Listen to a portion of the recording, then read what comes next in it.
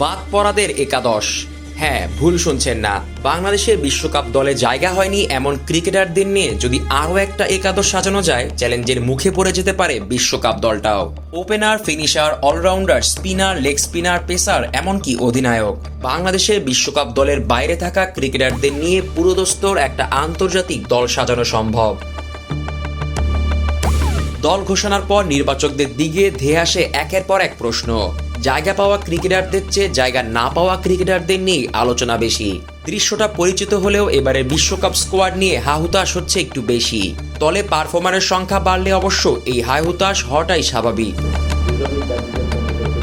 যাদের এবারের বিশ্বকাপে জায়গা হলো না, কিন্তু আরেকটু হিসেব নিকেশ মিলে গেলেই খেলতে পারতেন টি-20 বিশ্বকাপে, তাদের নিয়ে একাদশ ও 15 সদস্যের স্কোয়াড সাজালে কেমন হয় তা দেখে নেওয়া যাক। একাদশের ওপেনিংয়ে আছে নাঈম শেখ, তার সঙ্গী হতে পারেন পারভেজ হোসেন ইমন। বাংলাদেশের হয়ে 35টি টি-20 খেলেছে নাঈম শেখ, খেলা হয়েছে বিশ্বকাপও। অন্যদিকে ইমন দারুণ সম্ভাবনাময়, সুযোগ পেয়েছিলেন জিম্বাবুয়ে সিরিজের স্কোয়াডেও, অভিষেকও হয়েছে বাংলাদেশের জার্সিতে।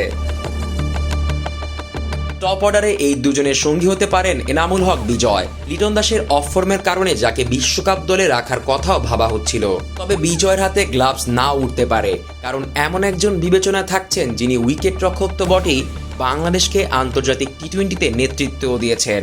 সেই নুরুল হাসান সোহান হতে পারেন বাদ পড়াদের একাদশের অধিনায়ক। বিশ্বকাপের মূল দলে সুযোগ না পাওয়া আফিফ হোসেন ধ্রুব অলরাউন্ডার হিসেবে কার্যকরী ভূমিকা রাখতে যথেষ্ট।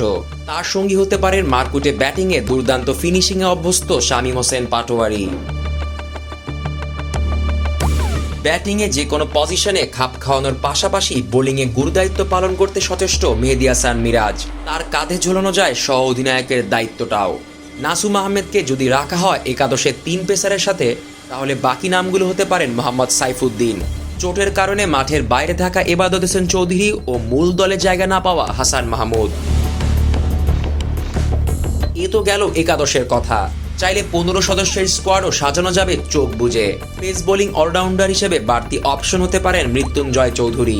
স্পিনে তাইজুল ইসলামকে রাখা যায় অবলীলায়, আর লেগ স্পিনে তৃষ্ণা মেটাতে আমিনুল ইসলাম বিপ্লবের কথা তো ভুলে গেলেই চলবে না। মিডল অর্ডার বা ফিনিশিংয়ের দৃঢ়তা বাড়াতে যদি ইয়াসির আলী চৌধুরীকে রাখাই হয়, হয়তো দ্বিধায় পড়তে হবে একাদশ সাজাতে।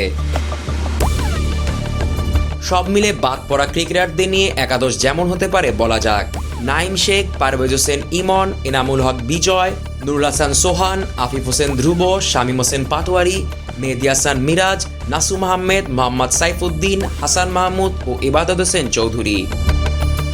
এছাড়া 15 সদস্যের স্কোয়াড সাজালে আরও রাখা যাবে তাইজুল ইসলাম, মৃত্যুঞ্জয় চৌধুরী, আমিনুল ইসলাম বিপ্লব ও ইয়াসির আলী চৌধুরীকে। Zisan Ahmed, BD Cric time.